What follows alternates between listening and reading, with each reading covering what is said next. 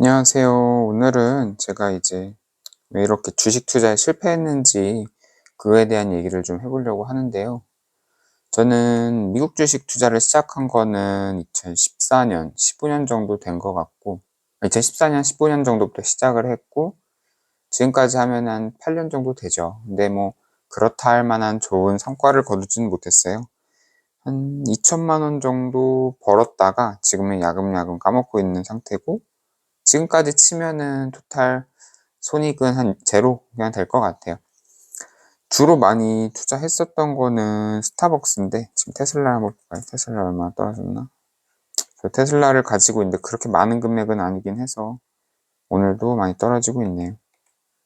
지금 가격은 123달러니까 20년도 7월, 8월 그때 사이 금액입니다.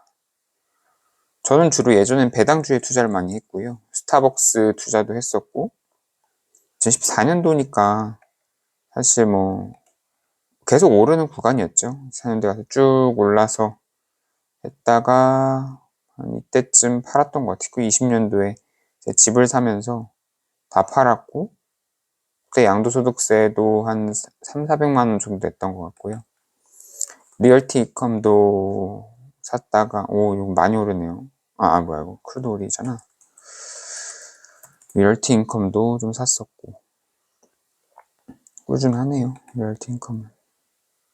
네. 그래서 사실 제가 뭐 투자하면서 투자 공부나 아니면 이런 것들에 굉장히 많은 시간을 좀 쏟았는데 나름대로는 큰 성과를 못 이룬 거에 대해서는 굉장히 좀 아쉬움이 있습니다.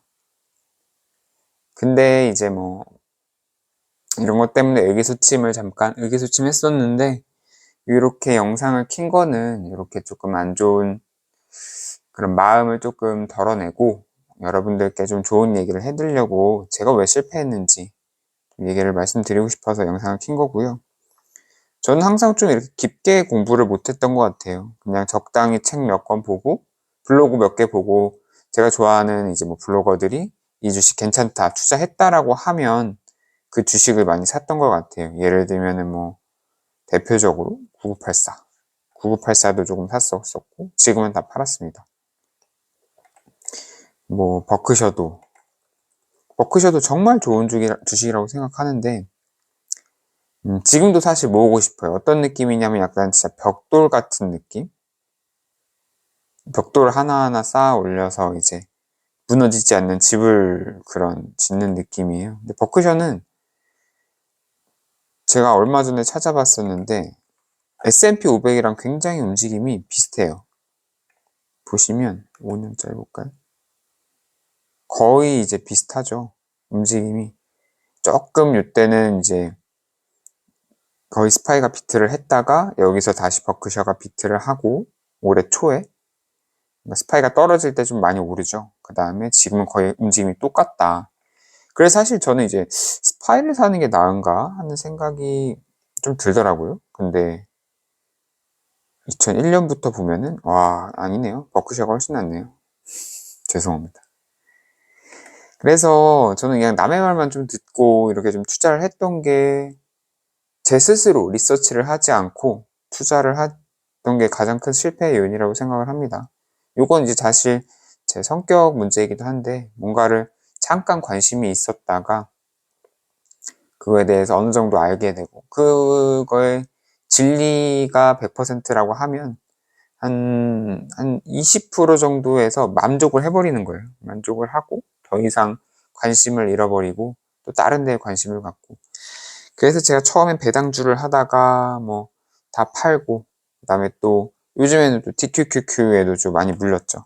TQQQ도 오늘 더 떨어질 것 같은데 기가 막힙니다.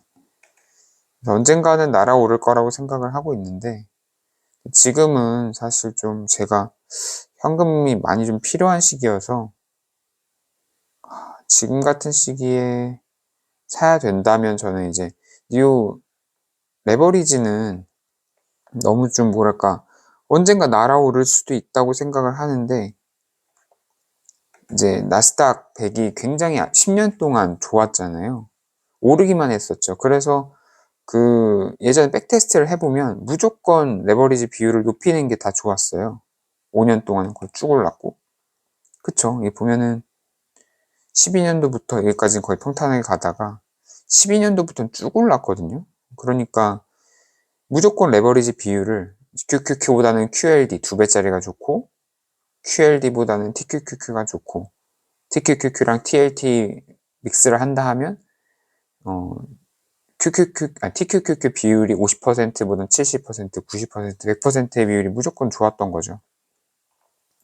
그래서 사실 이제 QQQ의 시대가 10년 동안 있었는데 이게 앞으로의 10년 동안도 좋을 거냐라고 생각을 하면 사실 보통 패러다임이 10년마다 바뀐다 하잖아요. 지금은 다들 아마존, 애플, 뭐 이런 거 다 좋다, 엔비디아 다 좋다 하지만 사실 10년 전에는 또 그렇진 않았었을 거거든요. 보시면은 2002년부터 2002년 주가가 QQQ가 33인데 2012년도 주가가 67이에요. 두 번 올랐어요. 그러니까 7% 정도의 수익률이었던 거죠. 이것도 나쁘지 않지만 그래서 저는 차라리 레버리지를 한다 하면 지금 스파이 레버리지 3배를 해야 되나 많이 떨어졌을 때 또 이것도 사실 원금 손실의 가능성이 너무 커서 주변 사람들한테는 절대 추천을 못 하고요.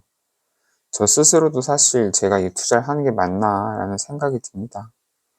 일단은 현금을 모으고 지금 사실 제일 모으고 싶은 건 버크셔 아니면 진짜 이제 생활 소비재 같은 것들 있죠. 뭐 나이키나 스타벅스 이런 기업들, 코카콜라.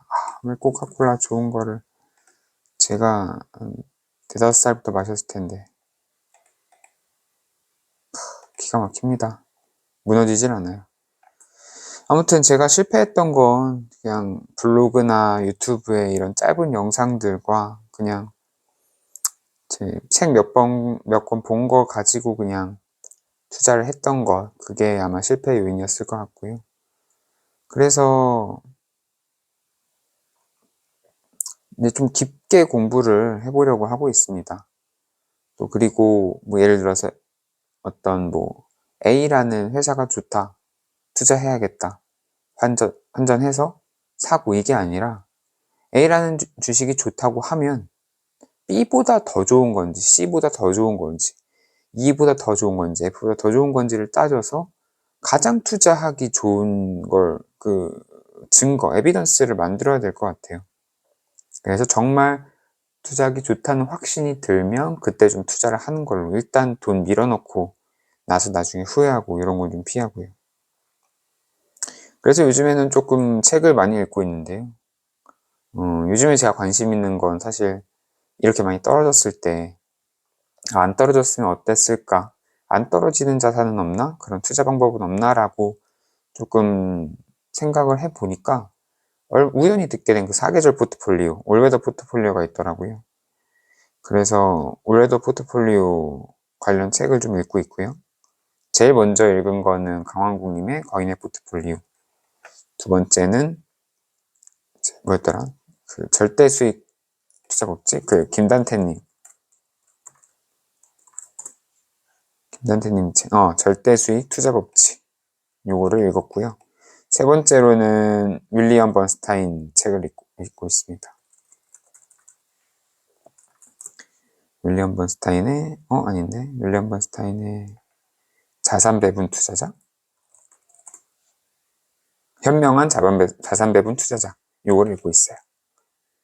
그래서 올려야 되는 생각이 조금 정리가 되면 따로 영상으로도 좀 올릴까 하고요. 그래서 뭐 일단은 요즘에는 좀 이렇게 자산 배분에 대해서 좀 관심을 갖고 있고